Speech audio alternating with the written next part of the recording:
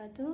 Saya di sini Putri Hidayah sebagai kelompok 8 PKN akan menjelaskan tentang menelusuri konsep dan urgensi ketahanan nasional dan bela negara. Yang pertama adalah ketahanan nasional. Secara etimologi, ketahanan berasal dari kata tahan yang berarti tabah, kuat, dan menguasai diri, gigih, dan tidak mengenal menyerah. Ketahanan memiliki makna mampu, tahan, dan kuat menghadapi segala bentuk tantangan dan ancaman yang ada guna menjamin kelangsungan hidupnya. Sedangkan kata nasional berasal dari kata nation yang berarti bangsa sebagai pengertian politik.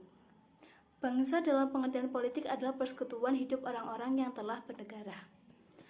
Ketahanan nasional secara etimologi dapat diartikan sebagai mampu, kuat, dan tangguh dari sebuah bangsa dalam pengertian politik. Secara terminologi, menurut salah seorang ahli ketahanan nasional Indonesia, GPHS Suryo Mataraman, definisi ketahanan nasional mungkin berbeda-beda, karena penyusun definisi melihatnya dari sudut yang berbeda pula. Menurutnya, ketahanan nasional memiliki lebih dari satu wajah. Dengan perkataan lain, ketahanan nasional berwajah ganda, yakni ketahanan nasional sebagai konsepsi, ketahanan nasional sebagai kondisi, dan ketahanan nasional sebagai strategi. Ketahanan nasional sebagai konsepsi. Ketahanan nasional adalah suatu konsepsi khas bangsa Indonesia yang digunakan untuk dapat menanggulangi segala bentuk dan ancaman-ancaman yang ada. Konsepsi ini dibuat dengan menggunakan ajaran Astagatra. Oleh karena itu, konsepsi ini dinamakan Ketahanan Nasional Indonesia berdasarkan ajaran Astagatra. Ketahanan nasional sebagai kondisi. Ketahanan nasional sebagai ilustrasi. Apabila kita mengatakan bahwa ketahanan nasional Indonesia pada masa kini lebih tinggi tingkatnya dibandingkan masa lalu. Ketahanan nasional dirumuskan sebagai kondisi yang dinamis, sebab kondisi itu memang senantiasa berubah dalam arti dapat meningkat atau menurun. Jadi kondisi itu tidak bersifat statis. Ketahanan nasional sebagai strategi. Ketahanan nasional dipandang sebagai cara atau pendekatan dengan menggunakan ajaran Astagatra, yang berarti mengikut sertakan segala aspek alamiah dan sosial guna diperhitungkan dalam menanggulangi ancaman yang ada. Ketahanan nasional meliputi 5 aspek, yaitu ketahanan ideologi, ketahanan politik, ketahanan ekonomi, ketahanan sosial budaya, dan pertahanan keamanan. Ketahanan ideologi ialah kondisi mental bangsa Indonesia yang berlandaskan keyakinan akan kebenaran ideologi Pancasila. Ketahanan politik adalah kondisi kehidupan politik bangsa Indonesia yang berlandaskan demokrasi politik berdasarkan Pancasila dan Undang-Undang Dasar 1945. Ketahanan ekonomi adalah kondisi kehidupan perekonomian bangsa yang berlandaskan demokrasi ekonomi yang berdasarkan Pancasila. Ketahanan sosial budaya adalah kondisi kehidupan sosial budaya bangsa yang dijiwai kepribadian nasional berdasarkan Pancasila. Ketahanan pertahanan keamanan adalah kondisi daya tangkal bangsa yang dilandasi kesadaran bela negara seluruh rakyat. Lalu istilah bela negara dapat kita temukan dalam rumusan pasal 27 ayat 3 Undang-Undang Negara Republik Indonesia tahun 1945. Pasal 27 ayat 3 menyatakan setiap warga negara berhak dan wajib ikut serta dalam upaya pembelaan negara. Pasal 27 ayat 3 ini dimaksudkan untuk memperteguh konsep yang diingat bangsa dan negara Indonesia di bidang pembelaan negara, yakni upaya bela negara bukan hanya monopoli TNI, tapi merupakan hak sekaligus kewajiban setiap bangsa negara. Pengertian bela negara menurut Undang-Undang Nomor 3 Tahun 2002. Dalam bagian penjelasan Undang-Undang Nomor 3 Tahun 2002 tersebut dinyatakan bahwa upaya bela negara adalah sikap dan perilaku warga negara yang dijiwai oleh kecintaan kepada negara Kesatuan Republik Indonesia yang berdasarkan Pancasila dan Undang-Undang Dasar 1945. Bela negara dapat dibedakan menjadi 2, yaitu fisik dan non-fisik. Secara fisik, yaitu dengan cara memanggul senjata menghadapi serangan atau agresi musuh. Bela negara secara fisik dilakukan untuk menghadapi ancaman dari luar. Pengertian ini dapat disamakan dengan bela negara dalam arti militer. Sedangkan bela negara secara non-fisik dapat didefinisikan sebagai segala upaya untuk mempertahankan negara kesatuan Republik Indonesia dengan cara meningkatkan kesadaran berbangsa dan bernegara, menanamkan kecintaan terhadap tanah air, serta berperan aktif dalam memajukan bangsa dan negara, termasuk penanggulangan ancaman. Bela negara demikian dapat dipersamakan dengan bela negara secara non-militer. Bela negara perlu kita pahami dalam arti yang luas, yaitu secara fisik maupun non-fisik. Pemahaman demikian diperlukan karena dimensi ancaman terhadap bangsa dan negara ini tidak hanya ancaman bersifat militer tapi juga non-militer. Lalu ancaman. Yang dimaksud ancaman adalah setiap usaha dan kegiatan baik dari dalam maupun luar negeri yang dinilai membahayakan kedaulatan negara, keutuhan wilayah negara, dan keselamatan setiap bangsa. Perkenalkan, nama saya Suci Lestari. Di sini saya akan melanjutkan materi selanjutnya, yaitu latar belakang diperlukannya ketahanan nasional dan bela negara. Ketahanan nasional merupakan kondisi dinamik bangsa Indonesia yang meliputi segenap aspek kehidupan nasional yang terintegrasi, berisi keuletan dan ketangguhan yang mengandung kemampuan mengembangkan kekuatan nasional dalam menggapai dan mengatasi segala tantangan, ancaman, hambatan, dan gangguan, baik yang datang dari luar maupun dari dalam, untuk menjamin identitas, integrasi, kelangsungan hidup bangsa dan negara.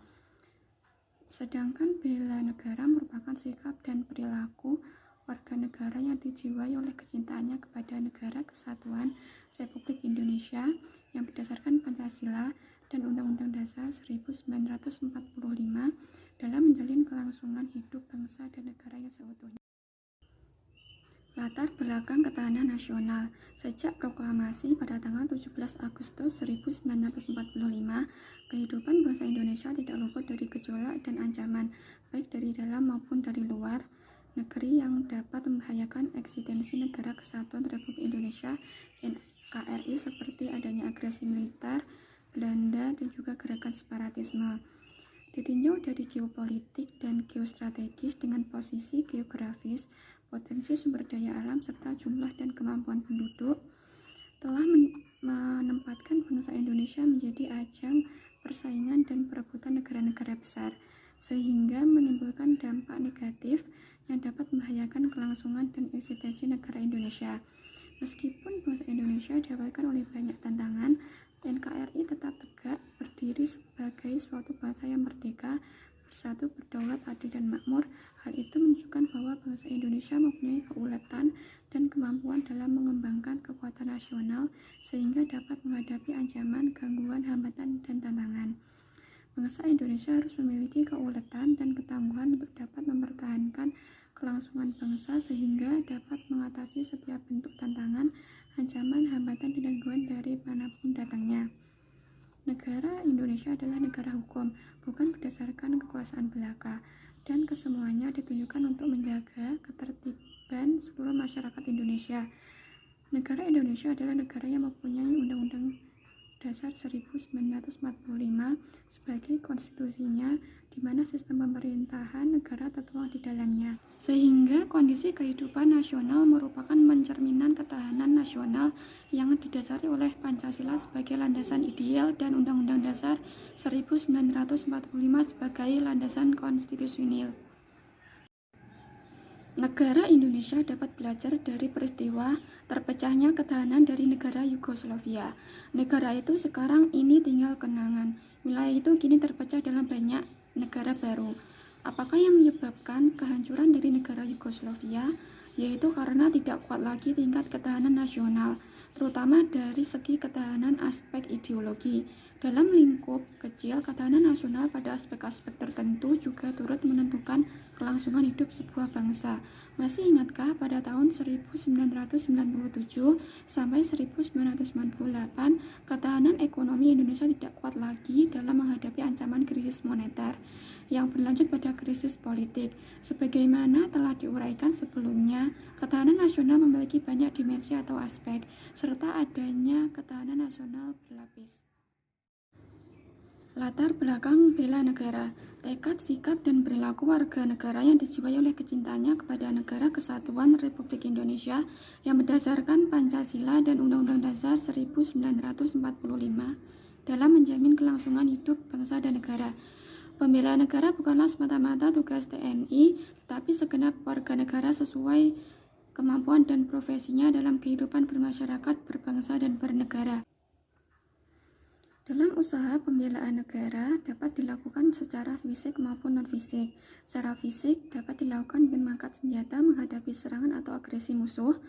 Secara non fisik dapat dilakukan dengan cara meningkatkan rasa nasionalisme, yakni kesadaran berbangsa dan bernegara, menanamkan kecintaan terhadap tanah air, serta berperan aktif dalam memajukan bangsa dan negara. Bela negara memiliki dasar dalam pelaksanaannya di Indonesia. Dasar hukum tersebut dalam berbagai aturan, yaitu batang tubuh Undang-Undang Dasar 1945, Undang-Undang Republik Indonesia, dan ketetapan MPR. Dasar hukum undang-undang yang tentang upaya bela negara yaitu ada dua. Yang pertama, pasal 27 ayat 3 Undang-Undang Dasar 1945 yang berbunyi, semua warga negara berhak dan wajib ikut serta dalam upaya pembelaan negara. Yang kedua, pasal 30 ayat 1 Undang-Undang Dasar 1945 yang menyatakan bahwa tiap-tiap warga negara berhak dan wajib ikut serta dalam mempertahankan dan keamanan negara. Saya, Dwi Restu Cayaningrum, absen 30, akan melanjutkan materi yang telah disampaikan oleh Suci Lestari, yang bertemakan mengenali sumber historis, sosiologis, politik tentang ketahanan nasional dan bela negara. Secara historis, gagasan tentang ketahanan nasional bermula pada tahun 1960-an di kalangan militer Angkatan Darat. Pada masa itu, sedang meluasnya pengaruh komunisme yang berasal dari negara Uni Soviet dan Cina. Pengaruh komunisme ini menjalar sampai kawasan Indochina, sehingga satu persatu negara di kawasan Indochina menjadi negara komunisme seperti Laos, Kamboja, dan Vietnam. Sejarah keberhasilan bangsa Indonesia dalam menangkal ancaman pengaruh komunisme menjadi inspirasi bagi para petinggi, khususnya para petinggi militer, untuk merumuskan sebuah konsep yang dapat menjawab mengapa bangsa Indonesia mampu bertahan menghadapi serbuan ideologi komunisme, padahal banyak sekali negara yang berguguran. Jawaban yang dimunculkan adalah karena Indonesia memiliki ketahanan nasional, khususnya pada aspek ideologi. Atas keberhasilan tersebut, selanjutnya pada tahun 1969 lahirlah istilah ketahanan nasional yang intinya adalah keuletan dan daya tahan suatu bangsa untuk menghadapi segala ancaman. Berdasarkan pada perkembangan tersebut, kita mengenal 3 perkembangan konsepsi ketahanan nasional, yaitu yang pertama, ketahanan nasional konsepsi 1968, yang kedua, ketahanan nasional konsepsi 1969, dan yang ketiga, ketahanan nasional konsepsi 1972. Ketahanan nasional konsepsi 1968 dan 1969 berisi tentang keuletan dan daya tahan. Sedangkan ketahanan nasional konsepsi 1972 mengenai kondisi dinamik yang berisi keuletan dan ketangguhan. Berdasarkan pengertian tersebut, ketahanan nasional merupakan sebagian kekuatan sebagai penangkal dalam suasana sekarang maupun nanti. Sebab setelah berakhirnya Perang Dingin lebih bergeser ke arah non-fisik. Inti ketahanan Indonesia pada dasarnya berada pada tatanan mentalitas bangsa Indonesia itu sendiri. Sekarang ini, Lemhanas Republik Indonesia sudah membuat badan khusus yang bertugas mengukur tingkat ketahanan Indonesia. Badan ini dinamakan Laboratorium Pengukur Ketahanan Nasional. D. Membangun argumen tentang dinamika dan tantangan ketahanan nasional dan bela negara. Pengalaman sejarah bangsa Indonesia telah membuktikan pada konsep ketahanan nasional kita terbukti mampu menangkal berbagai bentuk ancaman, sehingga tidak berujung pada kehancuran bangsa atau berakhirnya NKRI. Setidaknya ini terbukti pada saat bangsa Indonesia menghadapi ancaman komunisme pada tahun 1965, dan yang lebih aktual, menghadapi krisis ekonomi dan politik pada tahun 1997 sampai 1998. Namun demikian, seperti halnya kehidupan individual yang terus berkembang, kehidupan berbangsa juga mengalami perubahan perkembangan dan dinamika yang terus-menerus. Ketahanan nasional Indonesia akan selalu menghadapi aneka ragam tantangan dan ancaman yang terus berubah. Mendeskripsikan esensi dan urgensi ketahanan nasional dan bela negara. Yang pertama, esensi dan urgensi ketahanan nasional. Sudah dikemukakan sebelumnya, terdapat 3 cara pandang dalam melihat ketahanan nasional. Ketiganya menghasilkan 3 wajah ketahanan nasional, yakni ketahanan nasional adalah sebagai konsepsi, ketahanan nasional sebagai kondisi, dan ketahanan nasional sebagai konsepsi atau doktrin. Ketiganya bisa saling berkaitan karena diikat oleh pemikiran bahwa kehidupan nasional ini dipengaruhi oleh 8 gatra sebagai unsurnya, atau dikenal dengan nama ketahanan nasional berlandaskan ajaran Astra Gatra. Unsur ketahanan nasional model Indonesia terdiri atas 8 unsur yang dinamakan Astra Gatra, yang terdiri dari Trigatra, alamiah, dan Pascagatra sosial. Unsur atau gatra dalam ketahanan nasional Indonesia tersebut sebagai berikut. 3 aspek kehidupan alamiah, yaitu yang pertama gatra, letak dan kedudukan geografi, dan 5 aspek kehidupan sosial pancagatra, yaitu gatra ideologi, gatra politik, yang ketiga gatra ekonomi, keempat gatra sosial budaya, yang kelima gatra pertahanan dan keamanan atau dalam kurung HANKAM. Adapun penjelasan dari masing-masing gatra tersebut adalah sebagai berikut. Gatra letak geografi atau wilayah menentukan kekuatan nasional negara. Gatra penduduk sangat besar pengaruhnya terhadap upaya pembina dan pengembangan ketahanan nasional.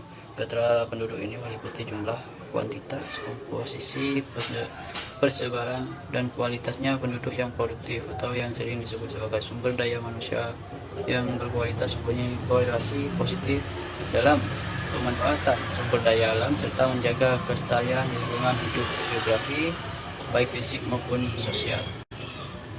Dan yang kedua, gatra ideologi menunjukkan pada perangkat nilai-nilai yang sama, yakni diyakini baik untuk mempersatukan bangsa Indonesia yang bersatu sangat penting untuk mendukung kelangsungan hidupnya.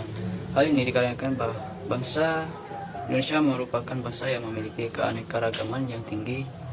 Keadaan ini mempunyai 2 peluang, yakni berpotensi perpecahan dan yang kedua berpotensi sebagai kekayaan bangsa, menumbuhkan rasa kebanggaan dan bersatu.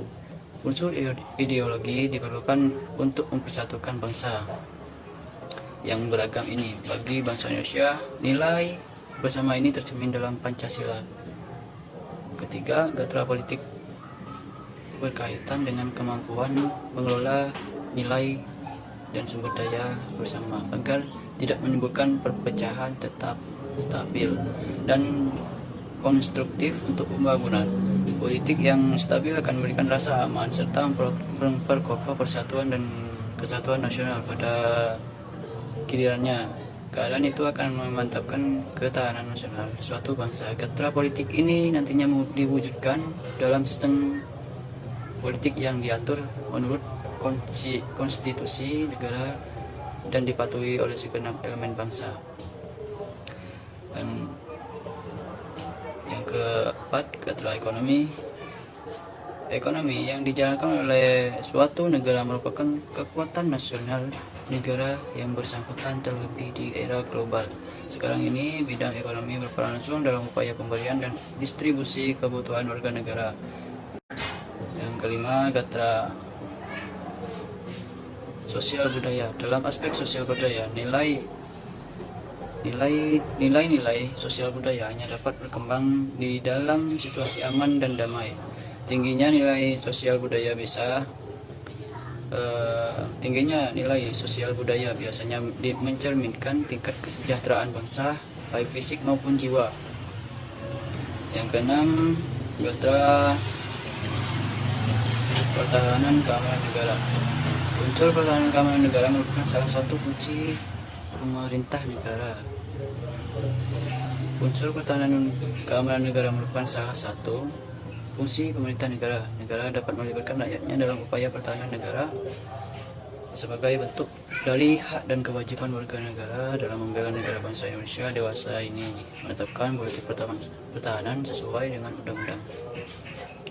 Hal yang terkait dengan wilayah negara. Meliputi bentuk wilayah negara dapat berupa negara pantai, negara kepulauan, atau negara kontinental. Yang pertama, luas wilayah negara adalah negara dengan wilayah yang luas dan negara dengan wilayah yang sempit atau kecil. Yang kedua, posisi geografis, astronomis, dan geologis negara. Yang ketiga, daya dukung wilayah negara adalah wilayah yang habitable dan ada wilayah yang uninhabitable. Hal-hal yang berkaitan dengan unsur sumber daya alam sebagai elemen ketahanan nasional meliputi yang pertama, potensi sumber daya alam wilayah yang bersangkutan mencakup sumber daya alam hewani, nabati, dan tambang. Yang kedua, kemampuan mengeksplorasi sumber daya alam, dan yang ketiga, pemanfaatan sumber daya alam dengan memperhitungkan masa depan dengan lingkungan hidup, dan yang terakhir, melompat kontrol atau kendali atas sumber daya alam. Ketahanan ekonomi adalah kondisi dinamis kehidupan perekonomian bangsa yang berisi keuletan dan ketangguhan kekuatan nasional dalam menghadapi serta mengatasi segala tantangan, ancaman, hambatan, dan gangguan yang datang dari luar maupun dari dalam secara langsung maupun tidak langsung, untuk menjamin kelangsungan perekonomian bangsa dan negara berlandaskan Pancasila dan Undang-Undang Dasar 1945. Bentuk dari ketahanan ekonomi adalah sebagai berikut. Yang pertama, kemampuan ekonomi pulih dengan cepat. Yang kedua, kemampuan untuk menahan guncangan. Dan yang ketiga, kemampuan ekonomi untuk menghindari guncangan. Kedua, esensi dan urgensi bela negara. Terdapat hubungan antara ketahanan nasional dengan pembelaan negara atau bela negara. Bela negara merupakan perwujudan warga negara dalam upaya mempertahankan dan meningkatkan ketahanan nasional bangsa Indonesia. Yang A, bela negara secara fisik. Menurut Undang-Undang Nomor 3 Tahun 2002 tentang Pertahanan Negara, keikutsertaan warga negara dalam bela negara secara fisik dapat dilakukan dengan cara menjadi anggota Tentara Nasional Indonesia dan pelatihan dasar kemiliteran.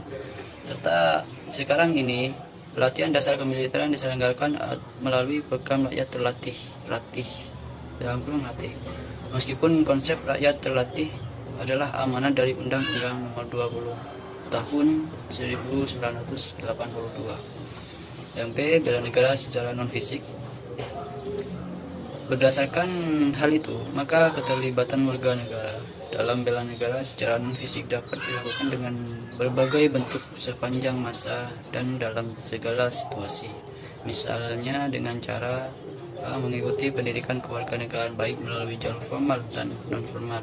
Yang B, melaksanakan kehidupan berdemokrasi dengan menghargai perbedaan pendapat dan tidak memaksakan kehendak dalam memecah masalah bersama. Yang C, pengabdian yang tulus kepada lingkungan sekitar dengan menanam, memelihara, dan melestarikan. D, berkarya nyata untuk kemanusiaan demi masyarakat Indonesia. Sand in your feet, feel the breeze in the summertime. Stars in the sky, one dime for a first time. Moving away to the sea.